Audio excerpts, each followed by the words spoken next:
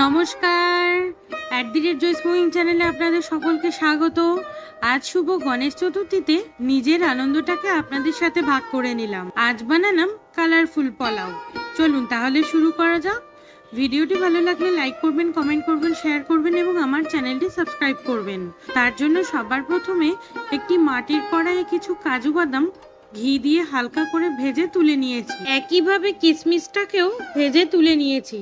আমি এখানে পার্পল কালারের পোলাও বানাবো, তাই 10 থেকে 12টা ব্লুবেরি নিয়ে শাঁসটা আলাদা করে খোসাগুলো 2 কাপ জল দিয়ে সেদ্ধ করে নিয়েছি। তারপর কড়াইয়ে 2 টেবিল স্পুন ঘি গরম করে 1 কাপ গোবিন্দভোগ চাল দিয়েছি।